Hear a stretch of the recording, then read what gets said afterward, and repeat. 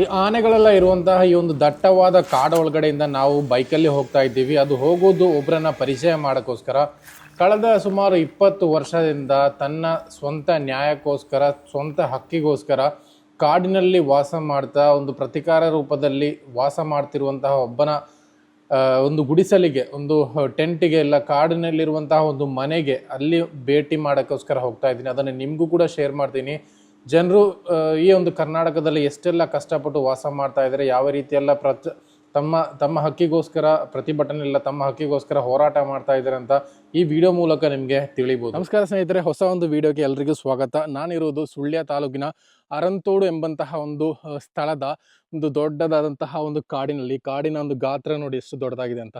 So ಈ ಒಂದು ಸ್ಥಳದಲ್ಲಿದ್ದೀನಿ. ಏನು ವಿಷಯ ಅಂತ ನಿಮಗೆ ಆಲ್ರೆಡಿ ಗೊತ್ತಿರ್ಬೋದು. ಆ್ಯಕ್ಚುಲಿ ಕಳೆದ 20 ವರ್ಷದಿಂದ ಇಲ್ಲಿ ಒಬ್ಬರು ಕಾಡಿನೊಳಗಡೆ ವಾಸ ಮಾಡ್ತಾ ಇದ್ದಾರೆ. ಯಾಕೆ ಅಂದರೆ ಅವರ ಬಾಯಿಂದ ಎಲ್ಲ ಕೇಳಿಸ್ತೀನಿ ನಾನು. ತನ್ನ ಸತ್ತಿಗೋಸ್ಕರ, ತನ್ನ ನ್ಯಾಯಕ್ಕೋಸ್ಕರ ಹೋರಾಡ್ತಾ ಕಳೆದ 20 ವರ್ಷದಿಂದ ಫಿಯಟ್ ಕಾರ್ ಒಳಗಡೆ ಇಲ್ಲಿ ವಾಸ ಮಾಡ್ತಾ ಇದ್ದಾರೆ. ಕಾಡಿನಲ್ಲಿ ಕಾಡು ಆನೆಗಳು ಬರುತ್ತೆ, ಇನ್ನು ಬೇರೆ ಬೇರೆ ಮೃಗಗಳು ಬರುತ್ತೆ. ಯಾವುದೇ ಮೂಲಭೂತ ಸೌಕರ್ಯ ಇಲ್ಲ. ಒಂದು ಕಾರ್ನಲ್ಲಿ ನಾನು 2 ವರ್ಷಗಳ ಕಾಲ ವಿಶ್ವ ಪರ್ಯಟನೆಗೋಸ್ಕರ ಕಾರಲ್ಲಿ ಸ್ಟೇ ಮಾಡ್ತಾ ಇದ್ದೆ. ಬಟ್ ಅಷ್ಟೊಂದು ಫೆಸಿಲಿಟಿಯಲ್ಲಿ ಸ್ಟೇ ಮಾಡಿ ಕೂಡ ಅಷ್ಟೊಂದು ಕಷ್ಟ ಅನುಭವಿಸ್ತಾ ಇದ್ದೆ ನಾನು. ಬಟ್ ಇಲ್ಲಿ ಯಾವುದೇ ಫೆಸಿಲಿಟಿ ಇಲ್ಲ, ಯಾವುದೇ ಒಂದು ವ್ಯವಸ್ಥೆ ಇಲ್ಲ. ಅಂತಹ ಒಂದು ಸಿಚುವೇಶನಲ್ಲಿ ಕಾಡಿನೊಳಗಡೆ ಸ್ಟೇ ಮಾಡ್ತಾ ಇರುವಂತಹ ನಮ್ಮ ಒಬ್ಬರು ಸುಳ್ಯ ತಾಲೂಕಿನ ವ್ಯಕ್ತಿ, ಅವ್ರ ಹತ್ರನೇ ಮಾತಾಡ್ಸೋಣ. ಬಟ್ ಅದಕ್ಕಿಂತ ಮುಂಚೆ ಯಾವ ರೀತಿಯಲ್ಲಿ ಇಲ್ಲಿ ಸ್ಟೇ ಮಾಡ್ತಾ ಇದ್ದಾರೆ ಅಂತ ನೀವೊಂದು ಸ್ವಲ್ಪ ನೋಡಿ. ಯಾವ ಇದರಲ್ಲಿದೆ, ಯಾವುದೇ ಕರೆಂಟ್ಗಳಿಲ್ಲ, ಯಾವುದೇ ಪವರ್ ಸಪ್ಲೈ ಇಲ್ಲ, ಯಾವುದೇ ವ್ಯವಸ್ಥೆ ಇಲ್ಲ. ಅಂತಹ ಒಂದು ಸಿಚುವೇಶನಲ್ಲಿ ಇಲ್ಲಿ ಸ್ಟೇ ಮಾಡ್ತಾ ಇರುವಂತಹ ವ್ಯಕ್ತಿ. ಸರ್, ನಿಮ್ಮ ಹೆಸರೊಂದು ಹೇಳ್ಬೋದಾ ಫಸ್ಟಿಗೆ? ಚಂದ್ರಶೇಖರ್ ಅಂತ ಹೇಳಿ. ನೋಡಿ, ಅವರು ಯಾವತ್ತು ಈ ಥರ ಒಂದು ಹಲವಾರು ಮಾಧ್ಯಮಗಳು, ಹಲವಾರು ಮೀಡಿಯಾಗಳು, Times of India, Hindustan Times ಅಂತಹ ಹಲವಾರು ಮಾಧ್ಯಮಗಳು ಇಲ್ಲಿ ಬಂದು ವಿಡಿಯೋ ಮಾಡಿ ಇವರ ಒಂದು ವಿಷಯಗಳನ್ನೆಲ್ಲ ಹೇಳಿ ವಿಡಿಯೋಸ್ ಅದೆಲ್ಲ ಮಾಡ್ತಾ ಇದ್ದಾರೆ. ಅದನ್ನೇ ತೋರಿಸ್ತಾ ಇದ್ದಾರೆ ನೋಡಿ. ಈ ಒಂದು ಫೋನ್ ಒಳಗಡೆ, ಮೆಮರಿ ಕಾರ್ಡ್ ಒಳಗಡೆ ಅದರ ವಿಡಿಯೋನ ಸೇವ್ ಮಾಡಿ ಇಟ್ಕೊಂಡಿದ್ದಾರೆ. ಅವರ ಪ್ರಾಬ್ಲಮ್ಸಿಗೆ ಯಾವುದೇ ಒಂದು ಜನರಿಂದ ಕೂಡ ಸೊಲ್ಯೂಷನ್ ಕಂಡುಹಿಡಿಕೆ ಆಗಿಲ್ಲ. ಅವರ ಹತ್ರ ಇರುವಂತಹ ಸೊತ್ತು ಇವಾಗ ಈ ಒಂದು ಸೈಕಲು, ಈ ಒಂದು ಫಿಯಟ್ ಕಾರು. ಆಲ್ಮೋಸ್ಟ್ 20 ವರ್ಷದಿಂದ ಈ ಕಾರ್ ಒಳಗಡೆನೇ ಅಲ್ವ ನೀವು ಇರೋದು? ಈ ಒಂದು ಕಾರ್ ಒಳಗಡೆನೆ ಈ ಒಂದು ಬಟ್ಟಿ, ಇಲ್ಲಿ ನೋಡಿ, ಬಟ್ಟಿಯನ್ನು ಮಾಡ್ತಾ ಇಲ್ಲಿ ಇದನ್ನು ಮಾರ್ತಾ ಜೀವನ ಸಾಗಿಸುವಂತಹ ಒಂದು ವ್ಯಕ್ತಿ ಇದು. ಇವರಿಗೆ ಬೇರೆ ಯಾವುದೇ ವ್ಯವಸ್ಥೆ ಸೌಕರ್ಯಗಳು ಏನೂ ಇಲ್ಲ. ಇವರಿಗೆ ಇರುವಂತಹ ರಿಕ್ವೆಸ್ಟು ಅತಿ ದೊಡ್ಡದೇನಲ್ಲ, ನನಗೆ ಅದು ಬೇಕು ಇದು ಬೇಕು ಅಂತ ಏನು ಹೇಳ್ತಾ ಇಲ್ಲ.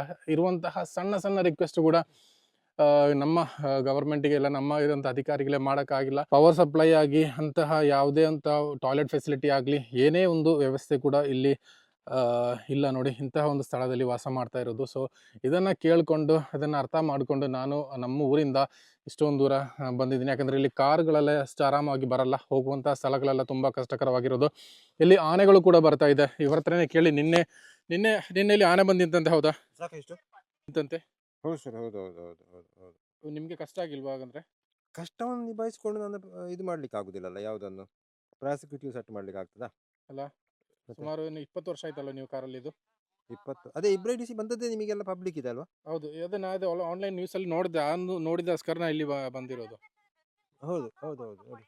ಒಂದು ನಿಮಿಷ ಸರ್, ನಿಮ್ಮ ಈ ಮೂಲಭೂತ ಸೌಕರ್ಯಗಳೆಲ್ಲ ಈಗ ನಿಮ್ಮ ಟಾಯ್ಲೆಟ್ ಆಗಲಿ, ನಿಮ್ದು ಬಾಕಿದಲ್ಲಿ ಏನು ಅಲ್ಲ, ಮಾಡ್ತಾ ಇದ್ದಾರೆ? ರಿಸರ್ವ್ ಫಾರೆಸ್ಟ್ ಅಲ್ಲಿ ಯಾವುದೊಂದು ಕಟ್ಲಿಕ್ಕೆ ಆಗುದಿಲ್ಲ. ಏನು ಕಟ್ಟಕ್ಕಾಗಲ್ಲ, ಏನು ಕಟ್ಲಿಕ್ಕೆ ಆಗೋದಿಲ್ಲ. ಕಳೆದ್ರೆ ಅವರು ಇದ್ದೀರಲ್ಲ. ಅವ್ರ ಎದುರು ಈಗ ಪೊಲೀಸ್ ಯಾರು ಕೆಟ್ಟು ಹೋದ್ರೆ ನೀವೇ ಸ್ಟಡಿ ಮಾಡಿಕೊಳ್ಳಿ ಸರ್. ಹಾ. 20 ವರ್ಷದಲ್ಲಿ ಫಾರೆಸ್ಟ್ ಅದನ್ನು ಮುಂದುವರಿಸಿಕೊಳ್ಳಿಕ್ಕೆ ಆಗ್ತದೆ. ಇಮಿಡಿಯೇಟ್ಲಿ 2003 ಇಬ್ರೈಡಿಸಿ ಇಲ್ಲಿಗೆ ಬರಬೇಕು ಅಂತಿಲ್ಲ. ಹೌದಲ್ಲ? ಹಾಗೆ ಅಟ್ಲೀಸ್ಟ್ ಅವರಿಗೆ ಏನು ಕರೆಂಟ್ ಇದೊಂದು ಫೆಸಿಲಿಟಿ ಮಾಡ್ಕೊಡ್ಬೋಯ್ತಲ್ಲ. ಇಲ್ಲೇ ಪವರ್ ಹೋಗ್ತಾ ಇದೆ, ಲೈನ್ ಹೋಗ್ತಾ ಇದೆ, ಅವರೊಂದು ಮೀಟರ್ ಹಾಕೊಟ್ಟು ನಿಮ್ಗೆ ಪವರ್ ಸಪ್ಲೈ ಕೊಟ್ಬಿಟ್ರೆ ನೀವು ಅದಕ್ಕೆ ಇದು ಮಾಡ್ಬೋದಲ್ಲ. ರಿಕ್ವೆಸ್ಟ್ ಮಾಡಿ ಕೊಡ್ಬೇಕು ಅಂತ ಹೇಳಿದಲ್ಲ, ನಾನು ಮೀಟರ್ ಹಾಕಿ ಕೇಳಿದೆ. ಅವರು ಕಳ್ಳತನ ಮಾಡ್ಕೊಳ್ಳಿ ಅಂತ ಹೇಳಿದ್ರು, ಕದ್ದು ತಕೊಳ್ಳಿ ವೈರ್ ಹಾಕಿ. ಅದು ಹೇಗೆ ಆಗ್ತದೆ? ಕದ್ದು ತಗೊಳ್ಳೋಕೆ ನಿಮ್ಗೆ ಆಗಲ್ಲ ಅಲ್ವಾ? ಅಲ್ಲ, ನನ್ನಿಂದ ಆಗಲ್ಲ. ಅಲ್ಲ, ಮೀಟರ್ ನೋಡಿ, ಅಷ್ಟೊಂದು ನಿಯತ್ತಾಗಿ ಅವರು ಈ ಒಂದು ಸ್ಥಳದಲ್ಲಿದ್ದಾರೆ. ಇಷ್ಟೊಂದು ನೋಡಿ, ಅವರೇ ಹೇಳಿದ್ರಂತೆ ಇದನ್ನ ಕದ್ದು ತಕೊಳ್ಳಿ ಅಂತ. ಬಟ್ ಅದು ನನಗೆ ಬೇಡ, ಒಂದು ಮೀಟರ್ ಹಾಕಿ ಕೊಡಿ, ಅದನ್ನ ನಾನು ಬಿಲ್ ಕಟ್ಕೊಳ್ತೀನಿ ಅಂತ ಇವರು ಹೇಳ್ತಾ ಇದ್ದಾರಂತೆ. ಸೊ ಇಲ್ಲಿ ನೋಡಿ, ಅವರಿಗೆ ಪವರ್ ಇಲ್ಲ. ಇರುವಂತಹ ಒಂದು ಫೋನನ್ನು ಯಾವ ರೀತಿಯಲ್ಲಿ ಚಾರ್ಜ್ ಮಾಡ್ತಾರೆ ಅಂತ ನೋಡಿ. ಸಣ್ಣದಂತ ಒಂದು ಸೋಲಾರ್ ಫೆಸಿಲಿಟಿ ಇಟ್ಕೊಂಡು ಇಲ್ಲಿ ಇವರು ಅದನ್ನು ಚಾರ್ಜ್ ಮಾಡ್ತಾ ಇದ್ದು ಕೂಡ ಪ್ರಾಪರ್ ಆಗಲ್ಲ.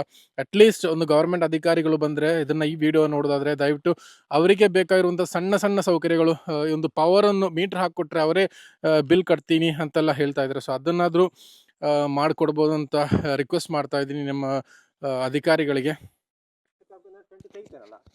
ಈ ವರ್ಷಕ್ಕೆ ನಾನು ಹೇಳ್ತೇನೆ ಈ ವರ್ಷಕ್ಕೆ ನನ್ನ ಫೈಲ್ ಆಗ್ತಾ ಬಂದ್ರೆ ಹಾ. ಸರ್ಟಿಫಿಕೇಟ್ ತಹಶೀಲ್ದಾರ್ ಬರೆದ್ರೆ ಅಷ್ಟೇ ಓಪನ್ ಆಗುದಿಲ್ಲ ಅಂತ ಆಯ್ತು. ಹಾ. ಸರಿ, ಅದು ನಿಮ್ಗೆ ಗೊತ್ತಾ? ಇಲ್ಲ ಇಲ್ಲ ಡ್ರೈವಿಂಗ್ ಲೈಸೆನ್ಸ್ ಅಲ್ಲಿ ವೆಬ್ಸೈಟ್ ಯಾಕೆ ಓಪನ್ ಆಗುದಿಲ್ಲ ಅಂತ?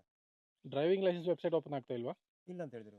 ಇಲ್ಲ ಆಗ್ತದಲ್ವಾ, ಆಗ್ಲೇ. ಎಷ್ಟೋ ಜನರಿಗೆ ಲೈಸೆನ್ಸ್ ಕೊಡ್ತಾ ಇದ್ದಾರಲ್ಲ. ಲೈಸೆನ್ಸ್ ನಲ್ಲಿ ಕೈಗಾರಿಕೆ ವೆಬ್ಸೈಟ್ ಒಂದು ಓಪನ್ ಆಗುದಿಲ್ಲ ಅಂತ ಆ ಥರ ಹೇಳಿದ್ರೆ ನಾನು ಹೇಳ್ತೇನೆ. ಎರಡು ಓಪನ್ ಆಯ್ತು. ಒಂದು ಯಾವುದು ಡ್ರೈವಿಂಗ್ ಲೈಸೆನ್ಸ್ ಬಗ್ಗೆ ನಿಮ್ಮ ಹತ್ರ ಡ್ರೈವಿಂಗ್ ಲೈಸೆನ್ಸ್ ಇದೆಯಾ? ಹೇಳ್ತೇನೆ ನಾನು, ಅದು ಓಪನ್ ಆಗ್ತದಲ್ಲ, ಆಗ್ಲೇಬೇಕಲ್ಲ, ಹೌದು ಸಾರಿಗೆ ಇಲಾಖೆ ಸಂಬಂಧಪಟ್ಟ document. ಹೌದು. ಒಂದು ಇನ್ನೊಂದು ಸುಳ್ಯದಲ್ಲಿ ಯಾವುದೇ ಬ್ಯಾಂಕ್ ಆಗದು ಒಂದು ಬ್ಯಾಂಕ್ ಲೋನ್ ಕೊಡ್ತಾ ಅಂತ ಹೇಳಿರ್ಬೇಕಾದ್ರೆ ಲೋನ್ ಕೊಡ್ತಾರೆ ಅದೇ ಓಪನ್ ಆಗ್ತದೆ ಅಂತ, ಆಧಾರ್ ಕಾರ್ಡ್ ಬೇಕು ಅಂತ ಹೇಳಿಲ್ಲ, ಓಕೆ ಫೈನಾನ್ಸ್ ವೆಬ್ಸೈಟ್ ಆಯ್ತಾ. ಈಗ ಮೂರನೇದು ಇವ್ರದ್ದು ಒಂದೇ ಪ್ರಶ್ನೆ, ಮಂಗಳೂರು ಗೋಕುಲ್ ದಾಸ್ ನಾಯಕ್ ಓಕೆ ರಿಜೆಕ್ಟ್ ಮಾಡಿದ್ದಾರೆ, 5-6 ಫೈಲ್ ರಿಜೆಕ್ಟ್ ಮಾಡಿದ್ದಾರೆ. ಹೌದಾ? ಅಲ್ಲ ಏನಂತ ಈಗ ಇಬ್ರಡಿಸಿ ರಾತ್ರಿ ಕೊಡ್ತಿದ್ದು ನನಗೆ ಪಿಡಿಕೊಳ ಅಂತ. ಹೌದು, ಇಬ್ರಾಹಿಂ ಡಿ ಸಿ ಅವರು ಆಲ್ಮೋಸ್ಟ್ ಇವಾಗ 8 ವರ್ಷ ಆಯ್ತು ಅನ್ಸುತ್ತೆ ಅವರನ್ನ ಅವರು ಅಧಿಕಾರದಿಂದ. ನಾನು ಹೇಳ್ತೇನೆ, ಅದು ಪೊಲೀಸ್ ತಡೆಯಾಜ್ಞೆ ಉಂಟು ಆಸ್ತಿ ಅದು. ಓಕೆ ಇಬ್ರಾಹಿಂ ಕೊಟ್ಟ ಡಿಸಿ ಆಸ್ತಿ 1 ಎಕರೆ ಉಂಟಲ್ಲ, ರಬ್ಬರ್ ತೋಟ ಅಣ್ಣ ತಡೆ ಹಾಕಿದ್ರು. ಹೌದು, ಅದನ್ನ ತಡೆ ಹಿಡಿದಿದ್ದಾರೆ ಪೊಲೀಸ್. ಹೌದು, ಅವರೇ ಕೊಟ್ಟಿದ್ರು ನಿಮ್ಗೆ? ಡಿಸಿ ಕೊಟ್ಟಿದ್ರು, ಇವರು ತಡೆ ಹಿಡಿದ್ದಾರೆ ಅಂತ. ಅದು ಯಾಕೆ ತಡೆ ಹಿಡಿದಿದ್ದಾರೆ ಗೊತ್ತಿಲ್ಲ. ಅದ್ರ ಬಗ್ಗೆ ಇದೆಲ್ಲ ಒಮ್ಮೆ ಹೋಗುದು ಒಳ್ಳೇದು. ಈ 329 ನಂದು ಪಟ್ಟ ಸ್ಥಳ ಮತ್ತು ಅದು ಅದರದ್ದು 1 ಎಕರೆ ಹೋಗುವಾಗ ಎಲ್ಲವೂ ಸಿಗ್ತದೆ ಅಧಿಕಾರಿಗಳಿಗೆ ಒಮ್ಮೆಗೆ ಅಲ್ಲ. ಅದು ಒಮ್ಮೆಗೆ ಫೋಕಸ್ ಕೊಟ್ಟಾಗ್ತದೆ. ಹೌದು, ಇವರು ಮಾಡಿದ್ದು ಸತ್ಯ. ಹಾ. 3 ಮಾಡಬೇಕಾದ್ರೆ 16ಕ್ಕೆ ಮಾಡಿದ್ದಾರೆ, ಮಾಡಿದ್ದು ಪೊಲೀಸ್ ಪುನಃ ತಡೆ ಹಿಡಿದಿದೆ ಅಂತ. ಓಕೆ ಅದಕ್ಕೆ ನಾನು ಕಂಪ್ಲೇಂಟ್ ಕೊಟ್ಟಿಟ್ಟಿದ್ದೇನೆ. ಕೊಟ್ಟಿಟ್ಟಿದ್ದೀರಾ? ಒಂದು ಕಂಪ್ಲೇಂಟ್ ಕೊಟ್ಟು ನನಗೆ ರಿಪೋರ್ಟ್ ಹಾಕಿಬಿಟ್ಟಿದ್ದಾರೆ ಅವರು. ಓಕೆ, ಅದರ ಕಂಪ್ಲೇಂಟ್ ಯಾವತ್ತು ಆಗುತ್ತೆ ಏನಾದರೂ ಇದೆಯಾ? ಅಲ್ಲ, ಅದು ಆಗ್ಲೇಬೇಕಲ್ಲ, ಅವರು ತಡೆ ಹಿಡಿದಕ್ಕೆ ಅಂತ. ಪೊಲೀಸ್ ಮೇಲೆ ಕಂಪ್ಲೇಂಟ್ ಬಂದರೆ ಆಯಾ ಅಧಿಕಾರಿಗೆ ಹೋಗ್ತದೆ ಅಷ್ಟೇ, ಅದು ಅವರ ಮೇಲೆ ಅದು ಇದಾಗ್ತದೆ. ಸೊ ಅಂತಹ ಒಂದು ಕಷ್ಟದಲ್ಲಿದ್ದಾರೆ ನೋಡಿ. ಇಬ್ರಾಹಿಂ ಡಿ ಸಿ ಅವರು ಮಂಗಳೂರಿನಿಂದ ಅವರು ಸ್ಯಾಂಕ್ಷನ್ ಮಾಡಿ ಕೊಟ್ಟಿದ್ದಾರೆ 1 ಎಕರೆ ಸ್ಥಳ ಅಲ್ವಾ ನಿಮಗೆ? ಹೌದು, ಅದನ್ನು ಸಹ ಪೊಲೀಸ್ ತಡೆ ಹಿಡಿದ್ದಾರೆ ವಾಪಸ್ ಅಂತ. ಸೊ ಅದನ್ನ ಕೂಡ ಪೊಲೀಸರು ತಡೆ ಇಟ್ಟಿದ್ದಾರೆ. ಇವರಿಗೆ ಸಿಗುವ ಒಂದು ಪ್ರಾಪರ್ಟಿ ಕೂಡ. ಸೊ ಅದು ಯಾಕೆ ಅಂತ ಇವರಿಗೂ ಕೂಡ ಗೊತ್ತಿಲ್ಲ, ಏನಕ್ಕೆ ಇಟ್ಟಿದ್ದಾರೆ ಅಂತ. ಅದಕ್ಕೋಸ್ಕರ ಇವರು ರಿಕ್ವೆಸ್ಟ್ ಮಾಡ್ತಾ ಇದ್ದಾರೆ, ನನಗೆ ಕೊಟ್ಟದನ್ನು ಕೊಡಿ. ನಂದು ಹೋಗೋದೇನೋ ಬ್ಯಾಂಕಿನ ಥ್ರೂ ಆಗಿ ಏನೋ ಪ್ರಾಬ್ಲಮ್ ಆಯಿತು, ಅದು ಹೋಯ್ತು. ಬಟ್ ನನಗೆ ಆಗಿ ಸರ್ಕಾರ ಕೊಟ್ಟಿರುವಂತ ಇಬ್ರಾಹಿಂ ಡಿ ಸಿ ಅವರು ಜಂಟಿಯಾಗಿ ಅಧಿಕಾರಿಗೆ ಸಿಕ್ಕಲಿ ಅಧಿಕಾರಿಗಳಿಗೆ, ಯಾಕಂದ್ರೆ ಒಂದೊಂದು ಸಿಕ್ಕಿದ್ರೆ ಕಷ್ಟ ಆಗ್ತದೆ. 329 ವ್ಯಾಲಮಲ್ಲಿ ಹೋದ್ದು ಮತ್ತೆ ಇದು 1 ಎಕರೆ ಡಿಸಿ ಕೊಟ್ಟ. ನಾನು ಯಾವ್ದು ಅಂತ ಕೇಳಲಿಲ್ಲ, ನಾನು 1ಕ್ಕೆ ಕೇಂದ್ರವಾಗಿ ನಿಂತಿರಾಯ್ತಲ್ಲ. ಸೊ ಅಲ್ಲಿಂದ ಇವರ ಸ್ವಂತ ಆಸ್ತಿ 3 ಎಕರೆ ಇದ್ದದ್ದು ಬ್ಯಾಂಕ್ ಅವರು ತಗೊಂಡೋದ್ರು. ಅದು ಜೊತೆಗೆ 1 ಎಕರೆ ಡಿ ಸಿ ಅವರು ಕೊಟ್ಟಿದ್ದು ಒಂದು ಸ್ಥಳ ಇದೆ ನೋಡಿ. ಇವಾಗಲೂ ಕೂಡ ಅವರು ಬೇಕು ಅಂತ ಹೇಳ್ತಾ ಇಲ್ಲ, ಅವ್ರ ಎಂಕ್ವೈರಿ ಅದನ್ನ ಕ್ಲಿಯರ್ ಮಾಡಿಕೊಡಿ, ಅದು ಏನು ಪ್ರಾಬ್ಲಮ್ ಇದೆ. ಎಂತ ಮಾಡಬಹುದಲ್ಲ. ಹೌದು, ಅದಕ್ಕೆ ಏನಾದ್ರು ಫೈನಲ್ ಆಗಿರುವಂತ ಡಿಸೈಡ್ ಮಾಡಿಕೊಡಿ ಅಂತ. ಕಾನೂನು ಡಿಸೈಡ್ ಹೋಗ್ಬೇಕು ಅಂತಹ ಒಂದು. ನಿಮ್ಮ ಹತ್ರ ಏನಾದ್ರು ಡಾಕ್ಯುಮೆಂಟ್ ಇದೆಯಾ, ನಿಮ್ಮ ಪರ್ಸನಲ್ ಡಾಕ್ಯುಮೆಂಟ್, ಡ್ರೈವಿಂಗ್ ಲೈಸೆನ್ಸ್ ಇಲ್ಲ ಆ ಥರ? ಅದು ನಿಮ್ದು ಲೈಸೆನ್ಸ್ ಇದೆ, ಸೊ ಅದನ್ನ ಇಟ್ಕೊಂಡು ಆಧಾರ್ ಕಾರ್ಡ್ ಮಾಡೋಕ್ಕಾಗಿಲ್ವಾ? ಅದು ಅಲ್ಲಿ ಅಲ್ಲಿ ಏನಿಲ್ಲಲ್ಲ ಈಗ.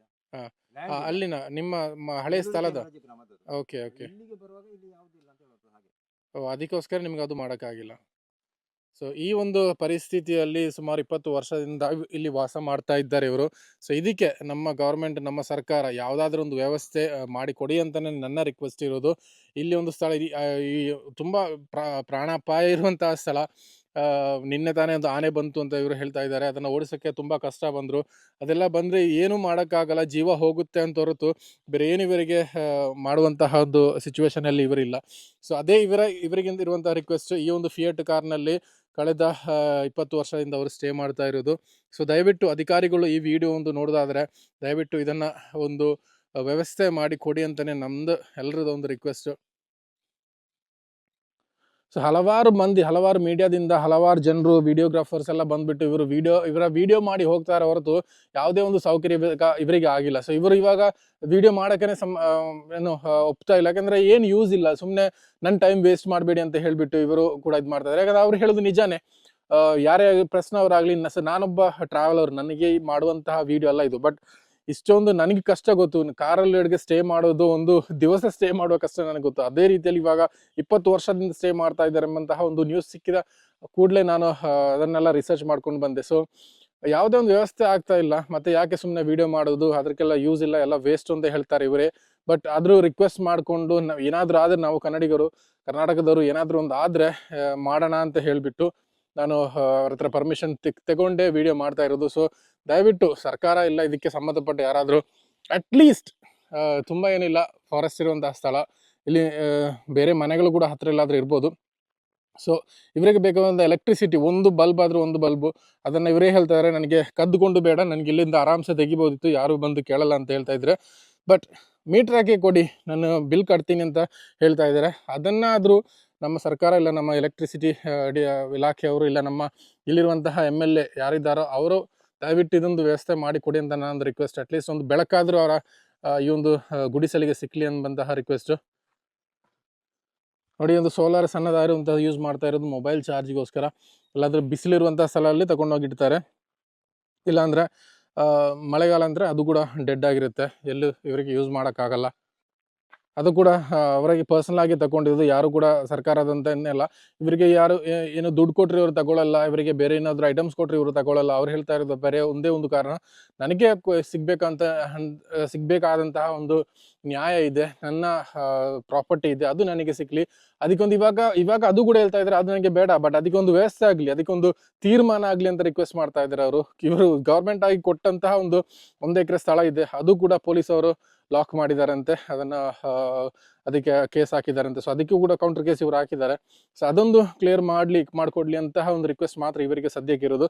ಸೊ ಅದನ್ನು ದಯವಿಟ್ಟು ಗೌರ್ಮೆಂಟ್ ಯಾರು ಇದಕ್ಕೆ ಸಂಬಂಧಪಟ್ಟವರಿದ್ದಾರೆ, ದಯವಿಟ್ಟು ಇದನ್ನು ನೋಡಿ ಮಾಡಿಕೊಡಿ ಅಂತ ನನ್ನ ಕಡೆಯಿಂದ ಒಂದು ರಿಕ್ವೆಸ್ಟು.